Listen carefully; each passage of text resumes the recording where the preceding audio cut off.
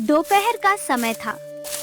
सूरजगढ़ गांव से कुछ दूर फैले घने जंगल में चारों तरफ सन्नाटा पसरा हुआ था। ऊंचे ऊंचे पेड़ों के बीच से आती हवा की आवाज किसी अनजाने डर का एहसास करा रही थी। उसी जंगल के सुनसान रास्ते पर एक युवती घबराई हुई तेजी से चली जा रही थी। उसका नाम गौरी था। वह 9 महीने की गर्भवती थी और उसके चेहरे पर डर और चिंता साफ दिखाई दे रही थी। गौरी बार बार पीछे मुड़कर देख रही थी। हे भगवान, मुझे जल्दी कहीं पहुंचना होगा। अगर किसी गांव वाले ने मुझे इस हालत में देख लिया तो मैं क्या जवाब दूंगी? अचानक उसके पेट में बहुत तेज दर्द उठा। आह! दया रे! मेरे पेट में बहुत तेज दर्द हो रहा है। लगता है मेरा बच्चा अब इस दुनिया में आने वाला है। मैं क्या करूं? दर्द इतना बढ़ गया कि गौरी अपने कदम आगे नहीं बढ़ा सकी। वह एक बड़े पेड़ के नीचे बैठ गई और दर्द से कराहने लगी। कोई है? मेरी मदद करो! कोई मेरी मदद करो! लेकिन जंगल इतना सुनसान था कि उसकी आवाज सुनने वाला कोई नहीं था। कुछ समय बाद गौरी ने एक प्यारी सी बच्ची को जन्म दिया। बच्ची के रोने की आवाज जंगल में गूंज उठी। गौरी ने कांपते हाथों से अपनी बेटी को उठाया। उसकी आंखों में आंसू थे। वह बच्ची को सीने से लगाकर रोने लगी। मेरी बच्ची, तू इस दुनिया में आ गई। तू कितनी सुंदर है। काश मैं तुझे अपने पास रख पाती। बच्ची अपनी माँ की उंगली पकड़ने की कोशिश कर रही थी। गौरी का दिल टूट रहा था। लेकिन मैं तुझे अपना नहीं सकती। अगर सूरजगढ़ के लोगों को पता चल गया कि मैं बिना शादी के माँ बन गई हूँ, तो कोई मुझे स्वीकार नहीं करेगा। मेरे पिता की इज्जत मिट्टी में मिल जाएगी। लोग मुझे जिंदगी भर ताने देंगे। गौरी ने बच्ची को अपने सीने से और कसकर लगा लिया। मुझे माफ कर देना मेरी बच्ची। तेरी माँ बुरी नहीं है, बस बहुत मजबूर है। आंसू पोंछते हुए गौरी बच्ची को लेकर जंगल के और अंदर चली गई। चलते चलते उसे पहाड़ियों के बीच एक पुरानी गुफा दिखाई दी। गुफा बहुत पुरानी थी और उसके आसपास झाड़ियां उगी हुई थी। गौरी कुछ देर तक गुफा को देखती रही। शायद यही जगह ठीक रहेगी। यहाँ कोई नहीं आता। उसने अपनी बच्ची को कपड़े में लपेटा और गुफा के अंदर एक सूखी जगह पर रख दिया। बच्ची जोर जोर से रोने लगी। गौरी कुछ कदम पीछे गई, लेकिन बच्ची के रोने की आवाज सुनकर फिर लौट आई। मत रो मेरी बच्ची, मुझे मत बुला। अगर मैं वापस आ गई तो मैं तुझे कभी छोड़ नहीं पाऊंगी। गौरी ने बच्ची के माथे को चूमा। मुझे माफ कर देना। अगर किस्मत ने साथ दिया तो शायद एक दिन मैं तुझे वापस लेने जरूर आऊंगी। यह कहकर गौरी वहां से चली गई। वह बार बार पीछे मुड़कर गुफा को देखती रही, लेकिन आखिरकार जंगल के रास्ते से अपने घर की ओर निकल गई। कुछ देर बाद गौरी अपने घर पहुंची। उसके पिता हरिदास घर के बाहर बेचैनी से उसका इंतजार कर रहे थे। गौरी को देखते ही वह दौड़कर उसके पास आए। अरे बेटी, तू इतने दिनों से कहाँ चली गई थी? हम सब तेरे लिए परेशान हो गए थे। मैंने तो आसपास के गांवों तक में तेरी खबर बेचती थी। गौरी ने अपनी नजरें नीचे कर ली। पिताजी, मैं अपनी सहेली के घर गई थी। लौटते समय रास्ता भटक गई। फिर एक बूढ़ी अम्मा मिली। उन्होंने मुझे अपने घर में रख लिया था। हरिदास ने राहत की सांस ली। हाँ, चलो, भगवान का शुक्र है कि तू वापस आ गई।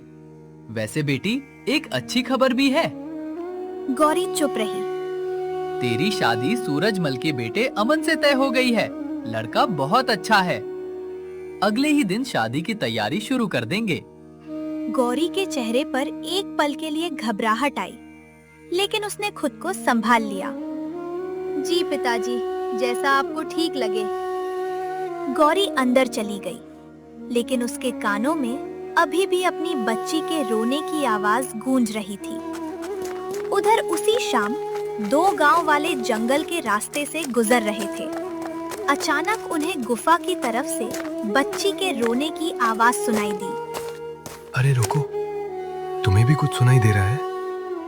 ऐसा लग रहा है जैसे कोई बच्चा रो रहा है। दोनों गुफा के पास पहुंचे। कहीं कोई बच्चा अंदर फंसा तो नहीं है?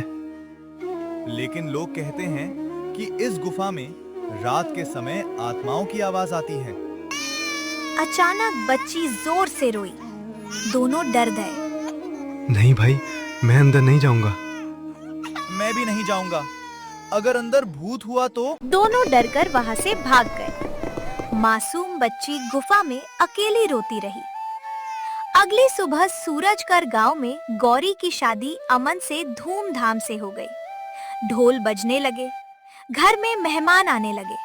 हर कोई खुश था, लेकिन गौरी के चेहरे पर खुशी के पीछे एक गहरा दर्द छिपा था। शादी के बाद वह अमन के घर चली गई। उधर जंगल की गुफा में बच्ची भूख और ठंड से लगातार रो रही थी।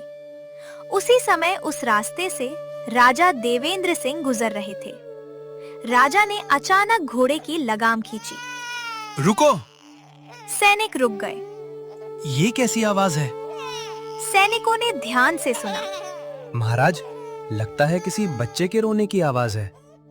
राजा गुफा की तरफ बढ़े। उन्होंने अंदर जाकर देखा तो एक नन्ही बच्ची कपड़े में लिपटी हुई पड़ी थी। राजा की आंखें नम हो गई। हे भगवान, कौन सी माँ इतनी मजबूर थी कि इस मासूम को यहाँ छोड़ दें? राजा ने बच्ची को अपनी गोद में उठा लिया। इसे महल ले चलो, तुरंत वैद्य को बुलाया जाए। महल पहुंचते ही राजा ने बच्ची को रानी के कक्ष में रखवाया। मंत्री सोमनाथ भी वहां पहुंच गए। महाराज, ये बच्ची कहाँ से मिली? जंगल की पुरानी गुफा से। इसकी हालत बहुत खराब है, तुरंत वैद्य को बुलाओ। जी महाराज। कुछ देर बाद राजवैद्य धन्वंतरी प्रसाद बच्ची की जांच करने लगे। जांच पूरी करने के बाद उनके चेहरे पर चिंता दिखाई दी। महाराज, बच्ची बहुत कमजोर है। इसे लंबे समय से माँ का दूध नहीं मिला। अगर इसे जल्द इसकी माँ नहीं मिली तो इसकी हालत और बिगड़ सकती है। राजा गंभीर हो गए। लेकिन इसकी माँ को हम पहचानेंगे कैसे? महाराज, बच्ची की पीठ पर एक जन्म चिन्ह है। संभव है उसकी माँ के शरीर पर भी ऐसा ही निशान हो। मंत्री जी, अब हमें इसकी माँ को ढूंढना ही होगा। राजा और मंत्री तुरंत सूरजगढ़ गांव की ओर निकल पड़े। गांव के मुखिया गोविंद दास को बुलाया गया। महाराज, आप अचानक गांव में कैसे पधारे? मुखिया, मुझे ऐसी युवती की तलाश है जिसकी पीठ पर बड़ा काला जन्म चिन्ह हो। मुखिया सोचने लगे। महाराज, मुझे तो किसी ऐसी लड़की की जानकारी नहीं है, लेकिन मैं गांव की बूढ़ी दाई जमुना अम्मा से पूछ सकता हूँ। गांव में जितने भी बच्चों का जन्म हुआ है, उनमें से अधिकतर के समय वही मौजूद रही हैं। बहुत अच्छा, अभी हमें उनके पास ले चलो। राजा और मंत्री जमुना अम्मा की झोपड़ी में पहुंचे। दाई माँ, हमें एक ऐसी लड़की चाहिए जिसकी पीठ पर बड़ा काला निशान हो। जमुना अम्मा कुछ पल सोचती रही। महाराज, ऐसी लड़की तो सिर्फ एक ही है। कौन? हरिदास की बेटी गौरी। उसकी पीठ पर वैसा ही काला निशान है। और महाराज, उसकी माँ की पीठ पर भी बिल्कुल वैसा ही निशान था। राजा ने मंत्री की ओर देखा। मंत्री जी, अब देर करने का कोई कारण नहीं है। राजा हरिदास के घर पहुंचे।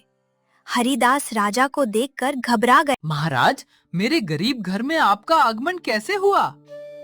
तुम्हारी बेटी गौरी कहाँ है? महाराज, उसकी तो कल ही शादी हुई है। वो अपने पति के घर चली गई। राजा गंभीर हो गए। हरिदास, तुम्हारी बेटी ने बहुत बड़ा अपराध किया है। अपराध? मेरी बेटी ने क्या किया है महाराज? राजा ने बच्ची के बारे में बताया। तुम्हारी बेटी की एक बच्ची है जिसे उसने जंगल की गुफा में छोड़ दिया था। हरिदास के पैरों तले जमीन खिसक गई। नहीं महाराज, मेरी बेटी ऐसा नहीं कर सकती। बच्ची की पीठ पर वही जन्म चिन्ह है जो तुम्हारी बेटी की पीठ पर है। हरिदास की आंखों में आंसू आ गए। हे भगवान, गौरी ने इतना बड़ा दुख अकेले सहा और मुझे कुछ बताया तक नहीं। उसकी शादी किससे हुई है? पास के गांव के अमन से। मंत्री जी, हमें तुरंत वहां जाना होगा। राजा और मंत्री अमन के घर पहुंच गए। उस समय गौरी अपनी सास सरस्वती देवी के साथ बैठी थी। राजा को देखकर सभी खड़े हो गए। महाराज, आप हमारे घर में? कोई गलती हो गई क्या? राजा ने कठोर स्वर में कहा। गलती तुम्हारी नहीं, तुम्हारी पत्नी की है। गौरी का चेहरा सफेद पड़ गया। गौरी ने अपनी बच्ची को जंगल की गुफा में मरने के लिए छोड़ दिया। अमन हैरान रह गया। क्या? महाराज, मेरी बात सुनिए। गौरी, क्या ये सच है? अमन, मेरी बात सुनो। सब कुछ वैसा नहीं है जैसा दिखाई दे रहा है। महाराज, मेरी बहू ऐसा नहीं कर सकती। जरूर कोई गलतफहमी हुई है। कोई गलतफहमी नहीं हुई, हमारे पास सबूत है। अमन की आंखों में गुस्सा और दुख दोनों थे। गौरी, मैंने तुम्हें एक सीधी सादी लड़की समझकर अपनाया था। मैंने कभी नहीं सोचा था कि तुम मुझसे इतना बड़ा सच छिपाओगी। मुझे एक मौका दो, मैं सब सच बताऊंगी। अगर ये सच है तो ये हमारे घर की बहू कहलाने के लायक नहीं है। गौरी रोने लगी। माँ जी, मुझे मत छोड़िए, मैंने मजबूरी में गलती की है। राजा ने सैनिकों को आदेश दिया। गौरी को राजमहल ले जाया जाएगा। वहाँ ये पूरा सच सबके सामने बताएगी। गौरी को लेकर राजा महल पहुंच गए। महल में राजा ने मंत्री से बच्ची को लाने के लिए कहा। मंत्री बच्ची को गोद में लेकर आए। बच्ची को देखते ही गौरी की आंखों से आंसू बहने लगे। वो दौड़कर बच्ची को अपने सीने से लगा बैठी। मेरी बेटी, मेरी बच्ची, मुझे माफ कर दे। अब भी कहोगी कि ये तुम्हारी बेटी नहीं है? गौरी रोते हुए बोली। नहीं महाराज, ये मेरी बेटी है, मैंने इसे जन्म दिया है। तो फिर इसे जंगल में क्यों छोड़ा? गौरी ने कुछ देर आंखें बंद की, फिर उसने गहरी सांस ली। महाराज, आज मैं आपको अपनी जिंदगी का वो सच बताऊंगी जिसे मैंने सबसे छिपा कर रखा। करीब 1 साल पहले की बात है। गौरी रोज गांव के बाहर बने पुराने तालाब से पानी भरने जाती थी। एक दिन वहीं उसकी मुलाकात राज्य के युवराज आदित्य से हुई। आदित्य ने गौरी को देखा और उससे बातचीत करने लगा। धीरे धीरे दोनों की मुलाकातें बढ़ने लगीं। एक दिन युवराज ने गौरी का हाथ पकड़कर कहा, गौरी, मैं तुमसे प्रेम करता हूँ। मैं तुमसे विवाह करना चाहता हूँ। लेकिन आप राजघराने से हैं और मैं एक गरीब किसान की बेटी हूँ। क्या आपके परिवार वाले मुझे स्वीकार करेंगे? प्रेम में अमीरी और गरीबी नहीं देखी जाती। मैं तुम्हें कभी अकेला नहीं छोड़ूंगा। गौरी ने उस पर विश्वास कर लिया। कई महीने बीत गए। फिर एक दिन गौरी को पता चला कि वो माँ बनने वाली है। वो खुशी और डर दोनों के साथ युवराज के पास पहुंची। युवराज, मैं माँ बनने वाली हूँ। अब तो आप मुझसे शादी करेंगे ना? आदित्य के चेहरे का रंग बदल गया। क्या? तुमने ये क्या कर दिया? ये हमने किया है। आपने मुझसे शादी करने का वादा किया था। आदित्य ने बेरुखी से कहा। मैंने तुमसे शादी का वादा सिर्फ तुम्हें अपने करीब लाने के लिए किया था। गौरी को जैसे किसी ने अंदर से तोड़ दिया। तो आपका प्यार झूठ था? मुझे राजघराने की लड़की से विवाह करना है। मैं किसी गरीब किसान की बेटी से शादी नहीं कर सकता। लेकिन मेरे बच्चे का क्या होगा? उसे कौन अपनाएगा? ये तुम्हारी समस्या है। इतना कहकर आदित्य वहां से चला गया। गौरी जमीन पर बैठकर रोती रही। उसके पास ना कोई सहारा था और ना किसी से अपना दर्द कहने की हिम्मत। टूट चुकी गौरी ने अपनी जिंदगी खत्म करने का फैसला कर लिया। वह नदी के किनारे पहुंची ही थी कि एक बूढ़ी महिला ने उसे रोक लिया। वह महिला माई सावित्री थी। बेटी, तू ये क्या करने जा रही है? गौरी ने रोते हुए अपनी पूरी कहानी बता दी। सावित्री की आंखों में भी आंसू आ गए। बेटी, दुनिया चाहे कुछ भी कहे, अपने बच्चे की जान मत लेना। जब तक बच्चा पैदा नहीं हो जाता तो मेरे साथ रह। गौरी सावित्री की झोपड़ी में रहने लगी।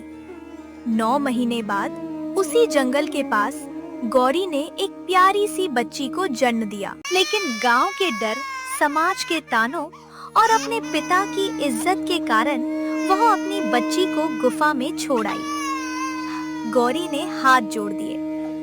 महाराज, मैं जानती हूँ मैंने बहुत बड़ी गलती की, लेकिन मैं अपनी बच्ची को मारना नहीं चाहती थी।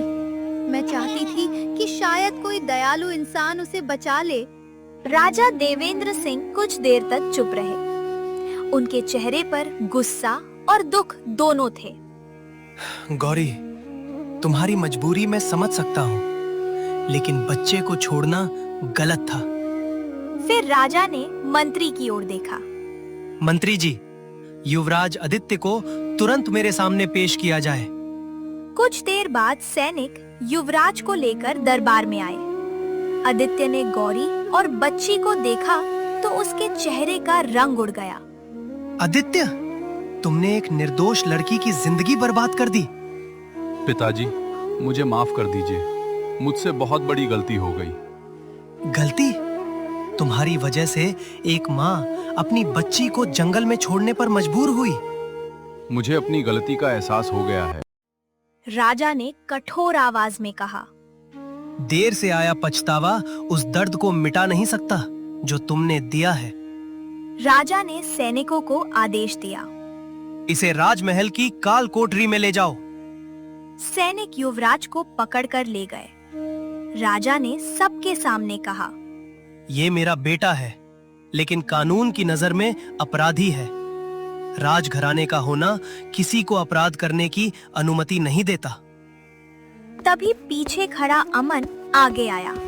उसने सारी बात सुन ली थी। महाराज, राजा ने उसकी ओर देखा।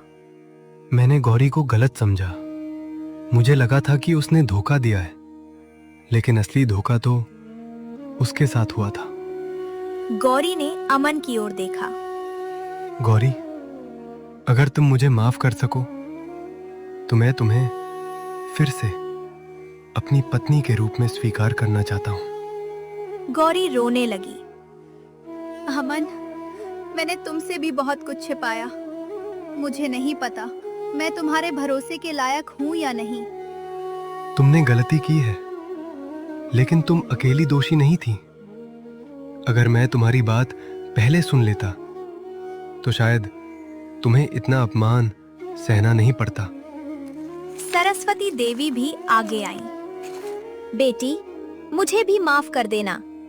मैंने बिना सच जाने तुम्हें बहुत कुछ कह दिया। गौरी अपनी सास के गले लगकर रोने लगी। माँ जी। राजा ने बच्ची को गौरी की गोद में देते हुए कहा, आज से ये बच्ची अपनी माँ से अलग नहीं होगी। अमन ने राजा के सामने हाथ जोड़ दिए। महाराज, मैं इस बच्ची को अपना नाम दूंगा। मैं इसका पालन पोषण अपने बच्चे की तरह करूंगा। राजा के चेहरे पर मुस्कान आ गई। अमन, आज तुमने साबित कर दिया कि पिता बनने के लिए सिर्फ खून का रिश्ता जरूरी नहीं होता, दिल का रिश्ता भी उतना ही बड़ा होता है। फिर राजा ने बच्ची को देखा। लेकिन एक बात और है, ये बच्ची मेरे पुत्र आदित्य की संतान है, इसलिए राजवंश का अधिकार भी इसे मिलेगा। दरबार में सभी लोग चौंक गए। जब ये बच्ची 21 वर्ष की होगी, तब इसे राज्य की महारानी बनने का अधिकार मिलेगा, यदि ये उस जिम्मेदारी को स्वीकार करने योग्य होगी। गौरी की आंखों से खुशी के आंसू बहने लगे। उसने अपनी बेटी को सीने से लगाया। मेरी बच्ची, आज तेरी माँ तुझे खोने के डर से नहीं, तुझे अपना भविष्य देने की खुशी से रो रही है। अमन ने बच्ची के सिर पर हाथ रखा। अब ये बच्ची कभी अकेली नहीं होगी। राजा ने दरबार की ओर देखकर कहा, याद रखो, किसी इंसान की मजबूरी को समझे बिना उसे दोषी ठहराना सबसे बड़ा अन्याय है। और बच्चे को जन्म देने वाली माँ का सम्मान उसके वैवाहिक रिश्ते से नहीं, उसके मातृत्व से होता है। गौरी ने अपनी बेटी को चूम लिया। उस दिन से गौरी ने अपनी बेटी को कभी खुद से दूर नहीं किया। अमन ने भी उसे पूरे मन से अपनाया और कुछ वर्षों बाद वही बच्ची शिक्षा और संस्कारों में इतनी आगे बढ़ी कि पूरे राज्य के लोग उसे प्यार से राजकुमारी काव्या कहने लगे। कहानी की सीख: किसी की जिंदगी का फैसला केवल समाज की बातों या आधे सच को देखकर नहीं करना चाहिए। हर कहानी के पीछे एक ऐसी सच्चाई हो सकती है जिसे जाने बिना हम किसी निर्दोष को दोषी ठहरा देते हैं। साथ ही गलती चाहे कितनी भी बड़ी हो, सच्चाई स्वीकार करने और सही रास्ते पर लौटने का साहस इंसान को बेहतर बना सकता है।